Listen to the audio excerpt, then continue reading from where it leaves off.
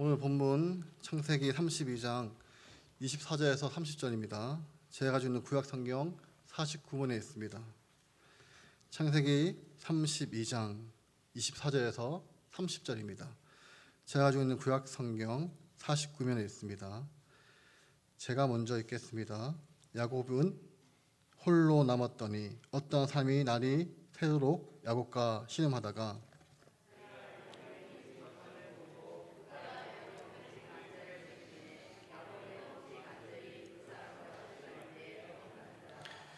그가 이르되 날이 새려하니 나로 가게 하라. 야곱이 이르되 당신이 내게 축복하지 아니하면 가게 하지 아니하겠나이다.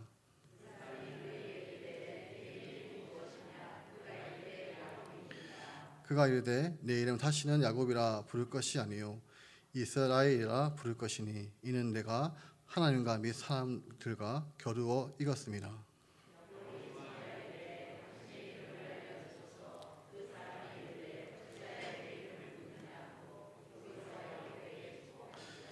함께 읽겠습니다. 그러므로 야곱이 그곳의 이름을 브리에이라 하였으니 그가 이르기를 내가 하나님과 대면하여 보았으나 생명이 보존되었다 함이더라. 아멘. 사랑하는 성도 여러분, 우리가 인생의 길을 걸어가다가 보면 겉으로는 아무렇지 않게 웃고 있지만 또 잘 지낸 것 같지만 실제로 내 삶에서 저 사람은 또 저 얼굴은 정말 피하고 싶다라고 생각이 되는 그런 얼굴이 하나쯤은 다 있지 않습니까? 그게 어쩌면 매주 마주쳐야 할 가족일 수도 있고 한때는 참 가까웠지만 이제는 멀어져 버린 오래 친구일 수도 있습니다. 아니면 안타깝게도 매주 교회에서 함께 부딪히면서 믿음 생활을 하고 있는 어떠한 성도일 수도 있을 것입니다. 그 사람만 생각하면 나도 모르게 가슴이 덜컥 내려앉고 마음이 본능적으로 움츠듭니다. 피하고 싶다.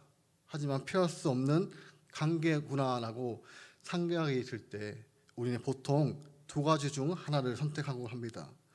첫 번째는 그 상황이나 사람들로부터 멀리 도망쳐 버리는 것이고 그게 안 되면 두 번째로 머리를 굴리기 시작합니다. 어떻게 하면 내가 손해를 덜 볼까? 어떻게 하면 저 사람의 칼날을 피해 갈 수 있을까? 치밀하게 계산을 한다는 것입니다. 오늘 우리가 살펴볼 본문도 바로 그 기로에 서 있는 한 남자를 만나게 됩니다. 바로 우리가 너무나도 잘 알고 있는 야곱입니다.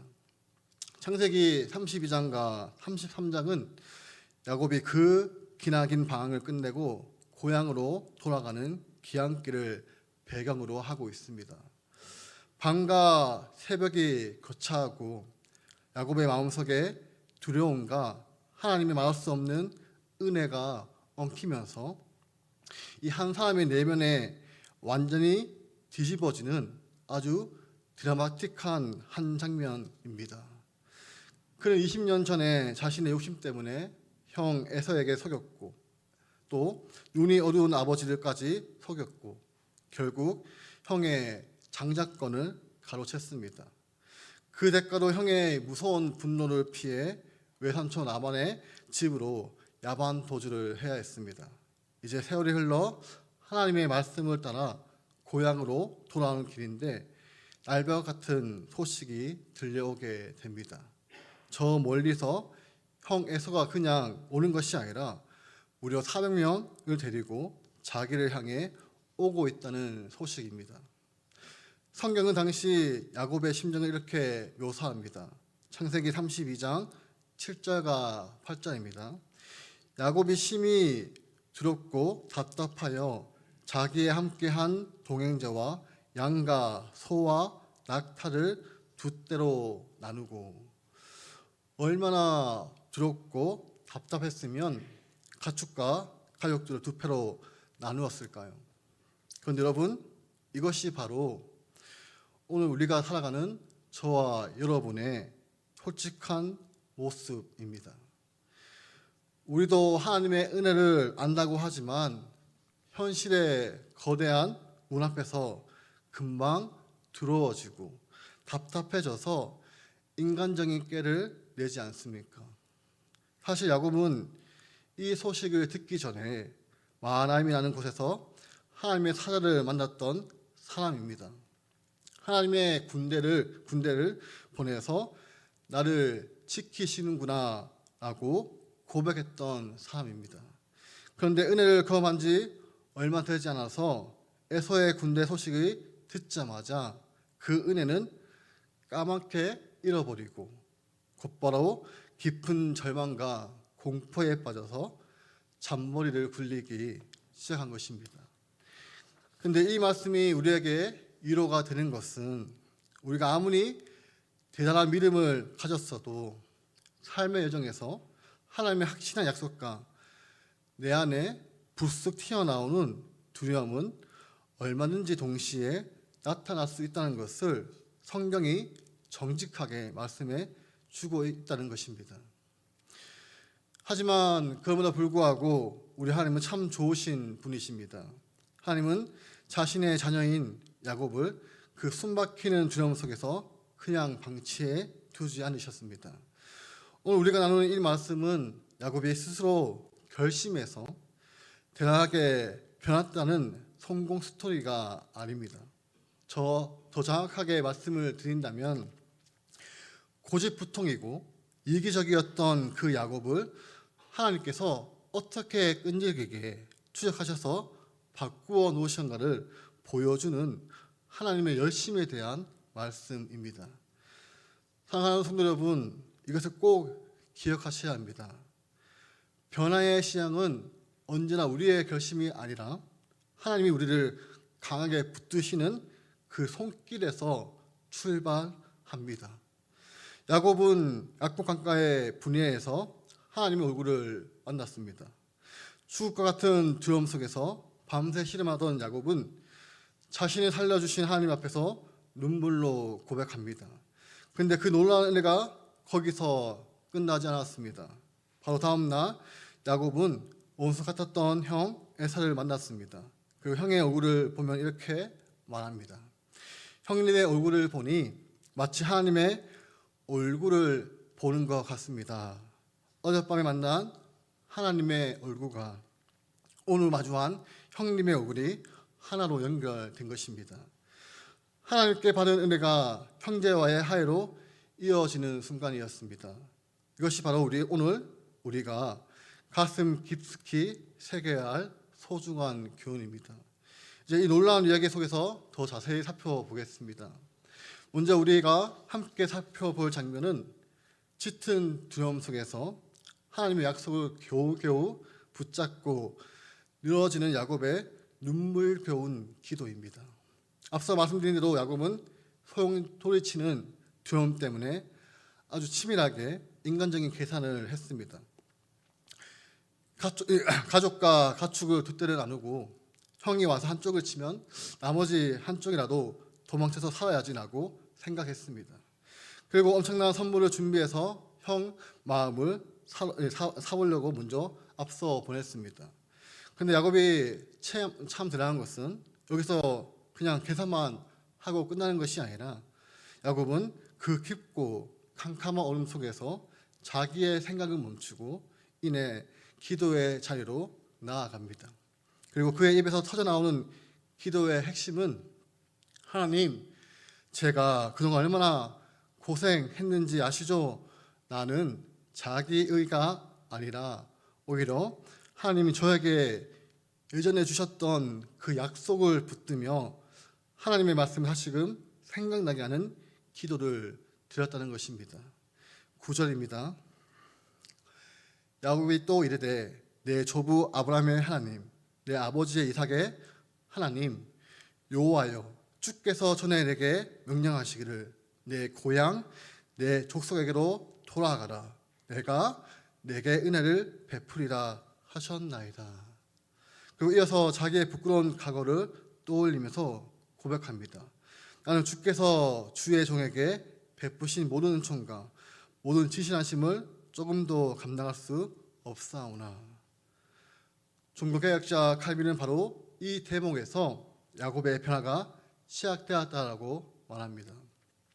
야곱이 비로소 내가 이만큼 성공했고 잘났습니다 라는 공로를 내세울 마음이 완전히 꺾어버리시고 하나님의 가분한 자비가 자기의 인생 위에 넘치도록 쌓여있다는 것을 눈물로 인정하기 시작했다는 것입니다. 여러분, 죄인의 본능은 늘 내가 이만큼 했습니다 라는 자기 공로를 자랑하고 싶어 합니다. 하지만 참된 믿음은 하나님, 나 같은 자에게 행하시는 일에 서는 것입니다. 야곱이 드리의 평생의 계산을 멈추고 그 은혜의 자리로 들어가기 시작했습니다. 여기서 우리는 야곱의 아버지였던 이삭의 삶을 잠시 생각할 수밖에 없습니다. 이삭도 평생을 순탄하게 산 것 같지만 그에게도 두려움이 있었습니다. 아비멜렉이 다스리던 그란 땅에 거할 때 사람들이 자기 아내 리브가의 미모를 보고 자기를 죽일까 봐 두려운 나머지 이 사람은 내 아내가 아니라 누이입니다 라고 비겁하게 거짓말을 했습니다. 언약을 대려있는 거룩한 집안에도 이처럼 부끄러움과 두려움이 가득합니다. 그러나 하나님은 우리의 그런 영악함과 두려움 때문에 언약을 취소하거나 무효로 만들지 않으십니다. 오히려 이 두려움 속에서 우리의 추한 모습을 적나라하게 보게 하시고 결국은 우리를 더 낮추어서 오직 하나님의 은혜에만 매달리는 겸손한 삶으로 빚어 가신다는 것입니다. 이제 두 번째로 홀로 남아 하나님과 처절하게 씨름하여 자신의 진짜 이름을 고백하는 그 유명한 약복 강가의 밤입니다. 야곱은 불안한 마음에 자신의 모든 가족과 소유를 먼저 약복 나루 건너편으로 다 보냈습니다. 그리고 성경은 아주 의미심장한 한 문장을 툭 던집니다. 야곱은 홀로 남았더니 어떠한 삶이 날이 새도록 야곱과 씨름하다가. 여러분, 이 대목에서 우리는 잠시 곰곰이 생각해 봐야 할 것이 있습니다. 왜 성경은 하필 그가 홀로 남았다라는 사실을 이토록 강조하고 있을까입니다. 하나님은 때때로 우리의 삶에서 우리가 그토록 의지하던 사람들의 손을 강제로 떼어 놓으실 때가 있습니다.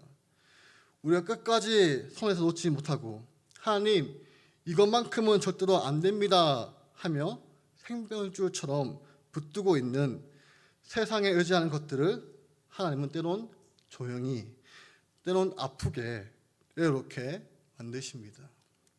야곱이 가진 것을 다 내놓고 그토록 사랑하던 가족과도 떨어져서 철저히 혼자가 되었을 때 비로소 야곱은 하나님과 단둘이 정면으로 마주하게 되었습니다. 그런데 그 깊은 밤에 야곱이 신음을 벌인 그 의문의 상대는 본문은 처음에 그냥 어떠한 사람이라고만 말하지 밤을 신음 끝에 야곱은 스스로 내가 하나님과 대면하여 보았으나 내 생명이 보존되었다고 고백합니다. 그리고 훗날 선지자 호세아는 이 신비로운 사건을 성경적으로 해석해 주면서 야곱이 천사와 겨루어 이기고 울며 그에게 간구했다라고 설명합니다. 칼빈 역시 이 구절을 연결하면서 야곱이 상대방을 향해 나에게 복을 주지 않으면 가게 하지 않겠다라고 때를 쓰며 복을 구했던 그 사실 자체가 그가 신음하던 대상이 단순한 인간이 아니라 하나님이심을 알아봤다는 증거라고 말합니다. 야곱의 승리는 자기의 힘이 세서 이긴 완력의 승리가 결코 아닙니다. 그저 하나님을 놓치면 내 인생은 끝장이 나는 절박함으로 울며 매다니는 믿음의 승리였던 것입니다. 여러분, 우리가 하나님이 야곱 한 사람을 힘으로 이기지 못해서 그저 쩔쩔매면서 시간을 보내셨을까요? 결코 그렇지 않습니다. 하나님은 단 한 번에 그 손을 뻗어서 야곱의 허벅지 관절을 툭 치셨습니다. 그래서 야곱의 뼈가 그 자리에서 어긋나 버렸습니다. 우리가 예전에 보았던 개역 한국 성경은 이것을 한도뼈라고 부릅니다. 이 뼈는 사람이 서 있고 걷는 데 중심되는 뼈라고 합니다. 즉 야곱이 평생을 버텨오던 자기의 삶의 중심, 자기 인간적인 힘의 원천이 그 밤에 완전히 무너져 내버린 것입니다. 하나님은 야곱을 사랑하셨기에 그를 죽이지 않으셨습니다. 하지만 그가 평생 우상처럼 붙들고 살았던 지독한 자마심은 철저하게 죽이셨습니다. 즉 그가 그토록 의지하던 세상적인 힘을 사정없이 꺾으셨다는 것입니다. 여기서 웨스트민스터 신앙고백서 제5장 3절을 보시면 얼마나 은혜가 되는지 모릅니다. 하나님께서 때론 당신의 사랑하는 자녀들을 여러 가지 고난과 시험 그리고 우리 안에 지독한 부패함 가운데 잠시 내버려 두실 때가 있다라고 말합니다. 근데 그 이유가 그를 진멸하기 위해서가 아니라 그를 철저히 겸손하게 만들고 이제는 내 힘이 아니라 하나님만 의지하도록 이끄시기 위함이라고 하고 있습니다. 그러므로 야곱이 그날 이후 평생을 족뚝거리며 걸었던 그 상처는 단순한 형벌이 아니라 또 장애가 아닙니다. 그것은 그가 하나님께 더 가까이 매어 살게 된 영광스러운 겸손의 흔적이자 성화의 증거였던 것입니다. 이제 그 초라한 밤의 막바지에 하나님께서 야곱에게 결정적인 질문을 하나 하십니다. 바로 네 이름이 무엇이냐? 하나님께서 야곱의 이름을 몰라서 물어본 게 아닙니다. 이 질문은 야곱의 깊은 내면을 깨뚫는 질문이었고 이에 야곱은 떨리는 목소리로 자기의 인생을 담아 대답합니다. 야곱이니이다. 여러분, 야곱의 이름이 뜻이 무엇입니까? 발꿈치를 잡는 자, 즉 남을 속이고 빼앗고 수단과 방법을 가리지 않고 쟁취하는 자라는 뜻입니다. 야곱은 그 거룩하신 하나님 앞에서 비로소 자신의 진짜 모습을 눈물로 고백하고 있는 것입니다. 하나님, 맞습니다. 제가 바로 남을 속이는 야곱입니다. 형을 속이고 아버지를 속였던 자이며 두려움이 찾아오면 말씀보다 내 계산을 앞세우며 살아온 죄인이 바로 저입니다.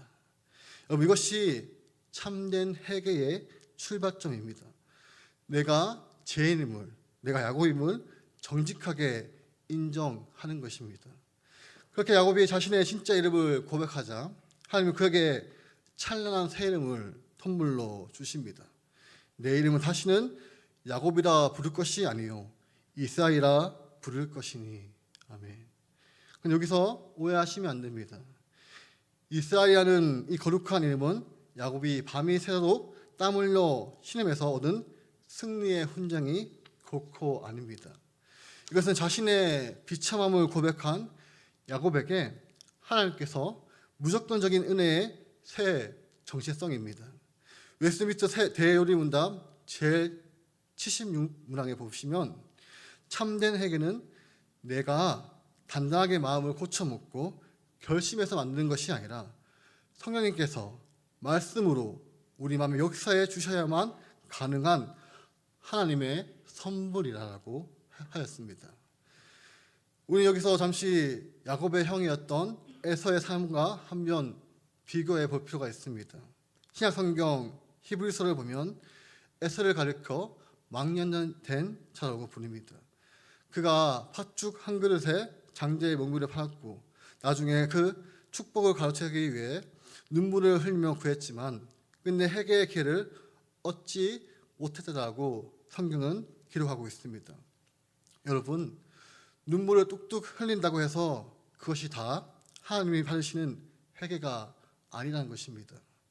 에서는 자기가 잃어버린 세상의 복과 권리가 너무 아깝고 억울해서 운 것이지만 야곱은 자신의 죄악됨을 깨닫고 하나님께로 돌아가기 위해 울며 매달린 것입니다. 오늘 우리에게도 필요한 눈물은 사랑의 억울함이 흘려서 흘리는 눈물이 아니라 하나님께서 온전히 돌아가고자 하는 복음적 회개의 눈물이 있어야 합니다. 이제 세 번째로 이처럼 밤새도록 새 이름의 이름을 입은 야곱의 삶에 나타난 하회와 예배의 열매입니다. 신음의 밤이 지나고 날이 밝았습니다. 야곱은 이제 저 멀리서 에서를 만나러 걸어갑니다. 어젯밤의 신음으로 인해 그의 다리는 쩌뚝거리고 걷고 있습니다. 근데 그가 얼마나 놀랍게 바뀌었는지 야곱은 이전처럼 가족들을 방패막이로 삼아 뒤에 숨지 않았습니다. 오히려 모든 가족들 앞에 제일 먼저 나아갔습니다. 그리고 형 에서의 향해 몸을 7번 땅을 굽히며 절을 합니다. 예전에 야곱이었다면 절대로 상상할 수 없는 모습입니다. 계산이 안 되면 언제나 뒤에서 상황을 조정했던 그 야곱이 이제는 위험의 책임의 자리에 가장 먼저 서 있는 것입니다. 회개는 이처럼 우리를 비겁한 도망자의 자리에서 당당하게 책임을 지는 자리로 이끌어 갑니다. 칼빈은 이 야곱의 7번 절을 하면서 이것이 단순히 힘이 센 형에게 비굴한 복종이 아니라고 말합니다. 이것은 야곱이 자신이 지켜주신 하나님께 감사하는 마음을 담아 또 동시에 형의 굳게 닫힌 마음을 하나님께서 선하게 녹여주시기를 간구하는 일종의 예배의 행위였다라고 해석합니다. 즉 야곱은 이제 형 에서 앞에서 인간적인 방법이나 뇌물로 버티는 것이 아니라 오직 하나님의 도우심만을 100% 바라보는 믿음의 사람으로 서 있었다는 것입니다. 그러자 어떠한 기적이 일어났습니까? 칼과 군대를 들고 복수를 위해 달려온 그 원수 같았던 에서의 마음을 하나님이 순식간에 녹여버렸습니다. 에서는 달려와서 야곱의 목을 맞추고 안고 또 입을 맞추며 두 형제가 서로 부둥켜 안고 울기 시작합니다. 그 가슴 깊이 맺힌 원한이 단 한순간에 눈물로 씻겨 내려간 것입니다. 이 감격적인 순간에 야곱의 입에서 참으로 깊고 깊은 신앙의 고백이 터져 나옵니다. 내가 형님의 얼굴을 배운 즉 하나님의 얼굴을 본 것 같사오며 형님도 나를 기뻐하심이니이다. 사랑하는 성도 여러분, 이 장면을 한번 머릿속으로 한번 상상해 보십시오. 야곱은 바로 어젯밤에 약복 강가에서 분이에서 하나님의 얼굴을 대면하여서 겨우 목숨을 건졌습니다. 그런데 분이의 밤을 통과하고 나니까 다음날 원수 같았던 형의 얼굴에서 하나님의 얼굴을 보게 되었다라고 고백합니다. 이것이 복음의 신비입니다. 하나님을 진짜 인격적으로 대면하는 사람은 세상을 바라보는 눈이 달라지고 사람을 대면하는 눈빛이 완전히 달라질 수밖에 없다는 것입니다.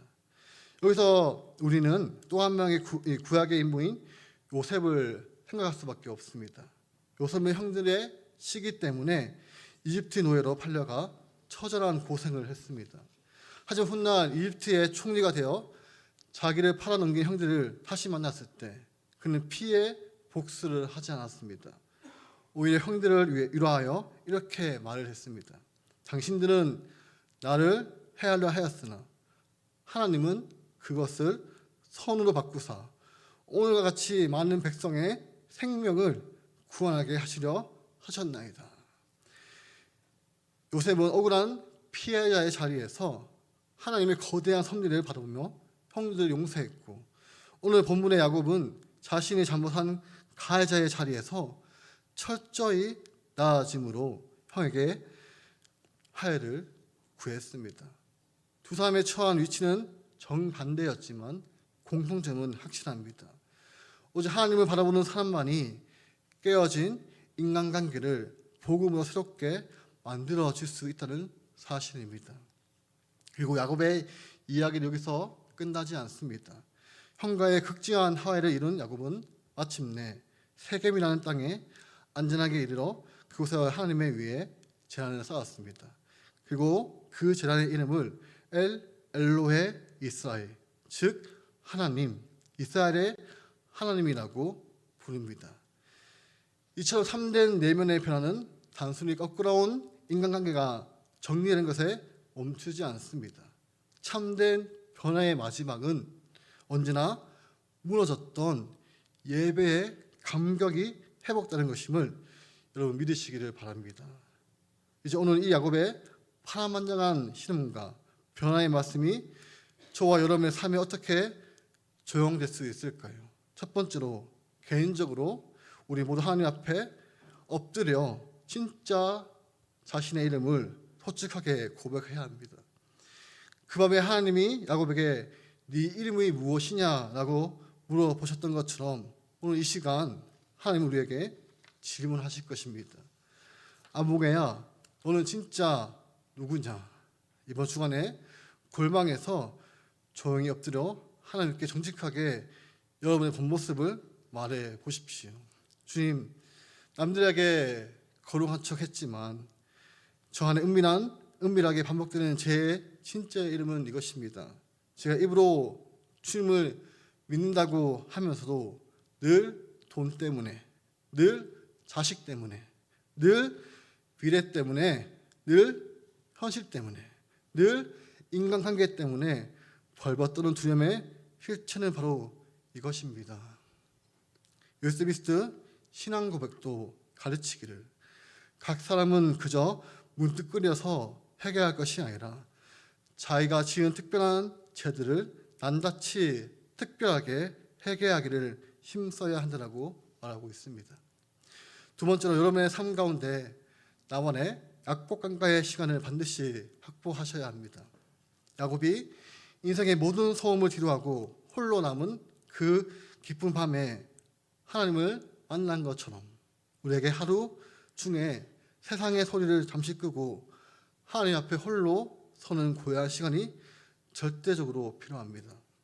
처음부터 무리해서 1시간씩 기도하시고 욕심내지 마시고 매일 단 10분이나 15분이나 괜찮으니 조용히 말씀을 한 구절 읽고 묵상하면서 내 삶을 올려드리는 영적인 거룩한 이름을 한번 만들어 보시기를 바랍니다.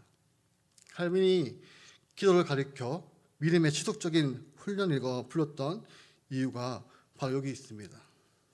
그리고 여러분 금요 기도에 꼭 참석하시기를 바랍니다. 혼자 기도하는 것보다 함께 기도하는 것이 더 힘이 나고 은혜가 넘칩니다. 저도 여러 번 반복해서 강조했지만 우리 교회 금요 기도회가 다른 교회 못지않게 뜨겁습니다. 함께 참석하셔서 주님의 임재와 하나님의 사랑하심을 맛보기를 소망합니다. 셋째로 우리 교회를 향한 사랑의 겉면입니다. 성도 여러분, 우리 교회 공동체 안에서 화목은 단순히 하면 좋은 선택이 아니라 우리가 함께 지켜야 할 아름다운 질서입니다. 예수님께서는 마태복음 5장에서 우리의 예배만큼이나 형제와의 화목이 얼마나 소중한지를 말씀하셨습니다. 예배를 드리러 왔다가 누군가의 마음이 불편했던 일이 생각나거든 먼저 그 손을 잡고 화해한 뒤에 기쁜 마음으로 예배의 자리에 나오라고 하셨습니다. 혹시 우리 안에 오래된 소함이나 말 못한 갈등이 있지는 않습니까? 시간이 흐르면 잊혀지겠지 하고 덮어버리기보다는 야곱처럼 주님 앞에 정직하게 내어놓고 먼저 손을 내밀 수 있는 은혜가 있기를 소망합니다. 화복은 하나님이 주시는 달콤한 열매이며 동시에 우리가 사랑으로 지켜야 할 소중한 약속이기 때문입니다. 마지막 네 번째로 우리가 살아가는 가정과 사회 공동체에서 내가 할 수 있는 범위 안에서 작은 실천을 꼭 시작해 보십시오. 로마서 12장 18절은 이렇게 말씀합니다. 할 수 있거든 너희로서 모든 사람과 더불어 화목하라. 이 짧은 말씀 속에서 장기 하나님의 깊은 지혜에 탐복을 했습니다. 말씀은 너희로서 그리고 할 수 있거든 이라는 단서를 붙이셨습니다. 왜 그럴까요? 내가 먼저 손을 내밀고 화해를 청해도 상대방이 그 손을 거절할 수 있다는 것입니다. 상대방의 방은 내가 어쩔 수 없는 영역입니다.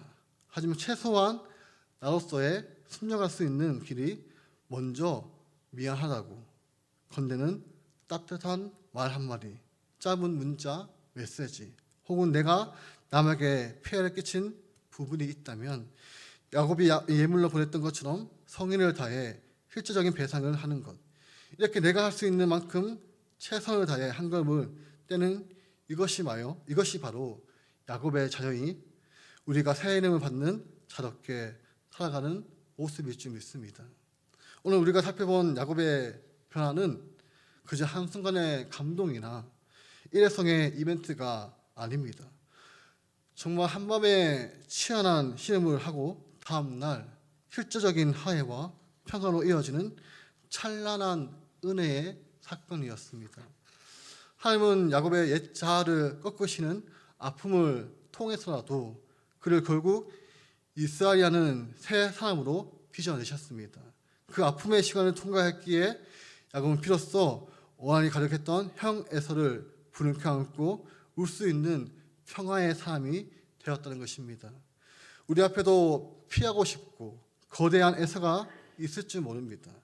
그러나 꼭 기억하십시오. 우리가 그 에서를 마주치기 전에 좋으신 하나님은 약복강가에서 먼저 저와 여러분을 기다리고 계십니다. 분야에서 하나님의 얼굴을 대면하여 살았던 야곱처럼 우리 하나님은 우리를 심판하러 오시는 분이 아닙니다. 우리를 살리시고 새 사람으로 빚어가시는 사랑의 아버지이십니다. 야곱을 바꾸셨던 그 놀라운 은혜의 손길이 오늘 저와 여러분의 삶에 신실하게 붙들어 주실 줄 믿습니다. 이 은혜가 우리 모두에게 가득하기를 주님의 이름으로 축원드립니다. 기도하겠습니다.